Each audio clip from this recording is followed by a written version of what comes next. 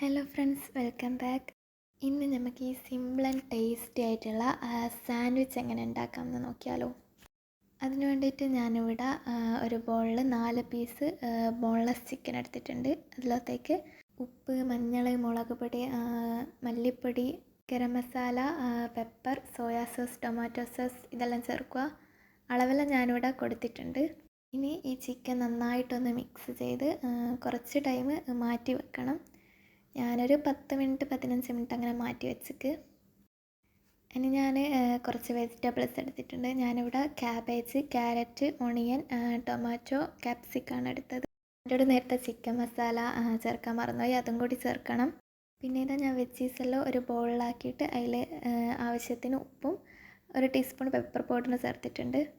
ഇനി flame on ചെയ്തിട്ട് chicken ഒന്ന് ഫ്രൈ ചെയ്തെടുക്കണം. അതിന് വേണ്ടിയിട്ട് കുറച്ച് ഓയിൽ ഒഴിച്ച് കൊടുക്കുക. ഞാനൊരു 2 ടേബിൾ സ്പൂൺ അങ്ങനെ ഓയിൽ ഒഴിച്ച് കൊടുക്കുന്നുണ്ട്. എന്നിട്ട് ചിക്കൻ ഓരോന്നായിട്ട് ഇട്ട് ഫ്രൈ ചെയ്തെടുക്കാം. ചിക്കൻ കുറച്ചും കൂടി ക്വാണ്ടിറ്റിയിലെടുത്താൽ കുറച്ചും കൂടി ടേസ്റ്റ് ഉണ്ടാകും. ഞാനിവിടെ ഒരു 4 സാൻഡ്വിച്ചിനുള്ള അളവിലാണ് പറയുന്നത്. ചിക്കൻ ഒരു സൈഡ് കുക്കായാൽ ഒന്ന് മറിച്ചിട്ട് കൊടുക്കുക. പിന്നെ ഞാൻ ഉണ്ടാക്കുന്ന സാൻഡ്വിച്ച് ബ്രേക്ക്ഫാസ്റ്റായിട്ടും ലഞ്ച് ബോക്സായിട്ടൊക്കെ നമുക്ക് ഉണ്ടാക്കാം. ത്തേക്ക് വേണ്ടിയിട്ട് മയോണൈസ് ഉണ്ടാക്കണം. മയോണൈസ് അധികം ആൾക്കും ഫെയിലാവുന്നൊരു റെസിപ്പിയാണ്. ഇതുപോലെ ഉണ്ടാക്കിയാൽ ഇനി ഫെയിലാവില്ല. ഇവിടെ ഫ്രിഡ്ജിൽ നിന്ന് ഡയറക്റ്റ് എടുത്ത മുട്ടയാണ് യൂസ് ചെയ്യുന്നത്. അതൊന്നെടുക്കുക. 3 അല്ലി വെളുത്തുള്ളി, പിന്നെ 2 ടീസ്പൂൺ സിർക്കയും ആവശ്യത്തിന് ഉപ്പും ചേർത്ത് ഒന്ന് ഫസ്റ്റ് സ്പീഡിൽ കറക്കിയെടുക്കുക.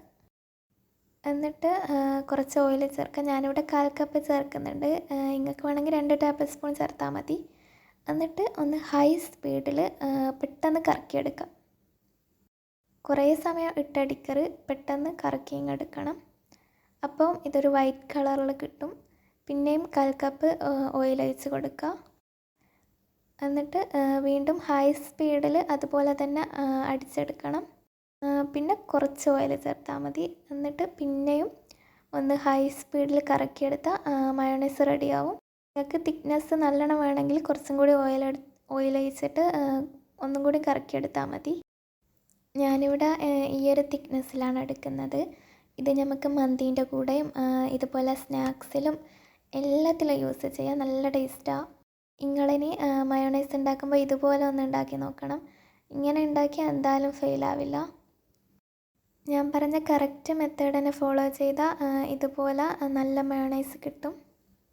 പിന്നെ ഇതാ ഞാൻ ചിക്കൻ ഇതുപോലെ കട്ട് ചെയ്തെടുത്തിട്ടുണ്ട്. ഇത് വെജിറ്റബിൾസിലേക്ക് ആഡ് ചെയ്യണം.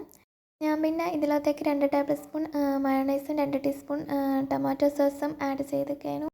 അതെൻ്റെ അടുക്കൽ നിന്ന് മിസ്സായിപ്പോയി.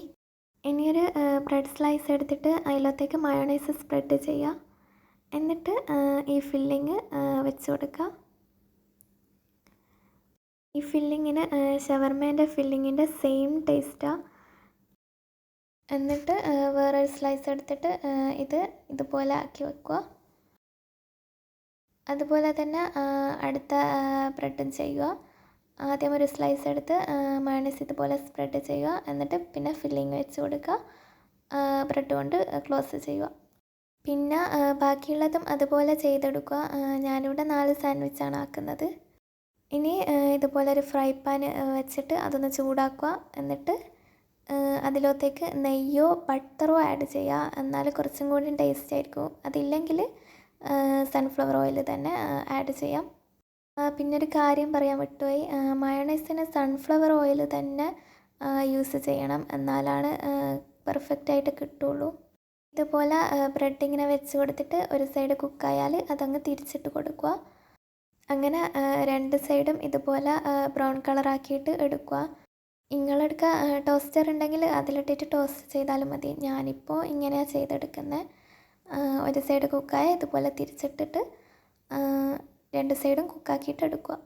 പിന്നെ വെജിറ്റബിൾസ് കട്ട് ചെയ്യുമ്പോൾ എല്ലാവരും ശ്രദ്ധിക്കുക, അല്ലെങ്കിൽ ഇതുപോലെ പണി കിട്ടും. അപ്പോൾ ഇതാ സാൻഡ്വിച്ച് റെഡി ആയിട്ടുണ്ട്. ഇത് ടോസ്റ്റ് ചെയ്തുകൊണ്ട് തന്നെ പുറം ഭാഗമെല്ലാം നല്ല ക്രിസ്പി ആയിരിക്കും. ഷവർമ ഇഷ്ടമുള്ള എല്ലാവരും ഇത് മസ്റ്റായിട്ട് ട്രൈ ചെയ്ത് നോക്കണം.